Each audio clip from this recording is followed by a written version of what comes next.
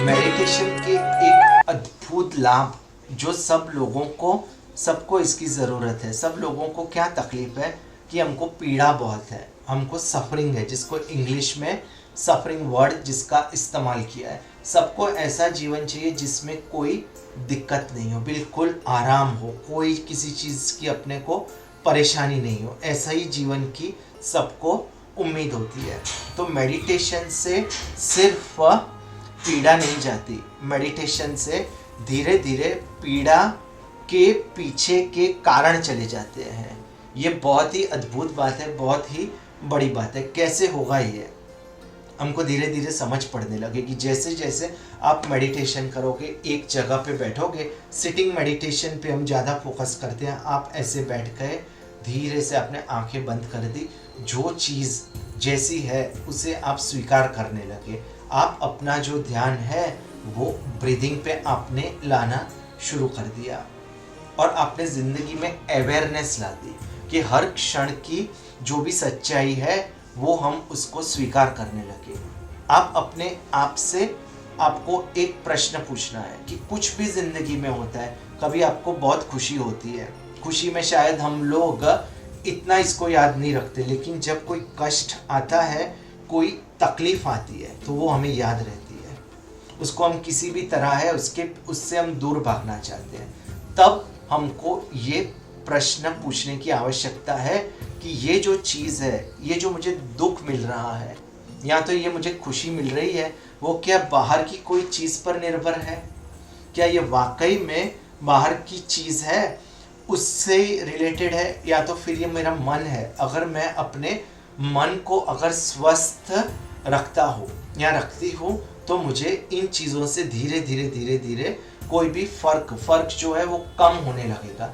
ये चीज़ हम मेडिटेशन से सीखते हैं। जो माइंडफुलनेस मेडिटेशन का जो हमारा पाथ है उसमें ये चीज़ सबसे ज़्यादा ज़रूरी है कि कोई भी चीज़ हो, कोई भी सिचुएशन हो, कोई भी परिस्थिति हो, जब भी वो आए तब कंटिन्यूअसली ऐसा हो तो अपने आप को एक चींटी भर दीजिए और पूछिए कि क्या वाकई में ये जो चीज़ बाहर की है उससे मेरी खुशी या दुख है वो डिफाइन होगा।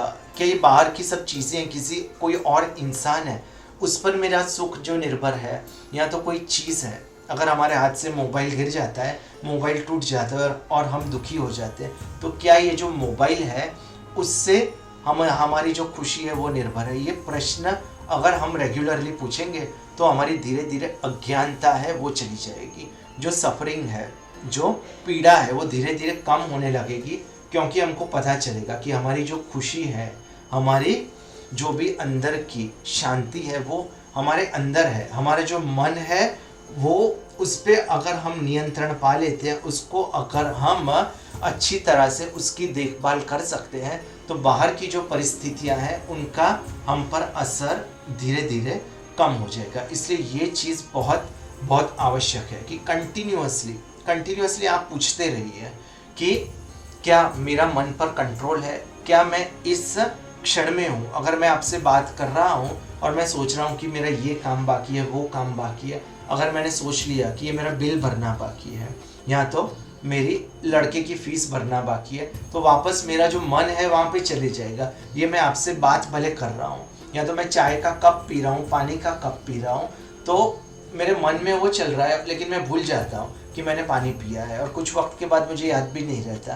कि मैंने पानी पिया है कि नहीं। तो इसी तरह से हमारा जो जीवन है चलता रहता है। लेकिन अगर हम इस क्षण में रहेंगे, अगर हम मेडिटेशन करेंगे, माइंडफुल रहेंगे, अगर हमारा जो ध्यान है हमारे श्वासों पे रहेगा, तो हम जो बाहर की परिस्थितियां हैं उसमें उलझ नहीं जाएंगे। जैसे मैंने आपको बोला कि हर वक्त हर क्षण आप कोशिश कीजिए कि अपने मन पे गौर कीजिए कि क्या हम कहीं पे और भटक नहीं गए हैं, क्या ऐसा तो नहीं सोच रहे कि ये होने वाला है, वो होने वाला है, और धीरे धीरे जो हमारा जो मन है वो वापस हमको महसूस कराता है कि हम खुश हैं, दुखी हैं।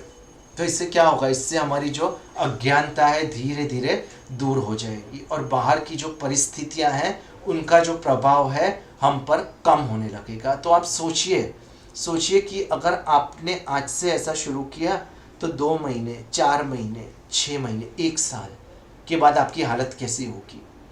फिर आपको कोई भी चीज़ होगी बाहर की, वो आप पे प्रभाव करना बहुत बहुत कम कर देगी। जैसे भूकंप आ सकता है यहाँ से, लेकिन आप आराम से बैठे हो, आपको कोई फर्क नहीं पड़ेगा, आप बिल्कुल मानसिक रूप से शांत हो।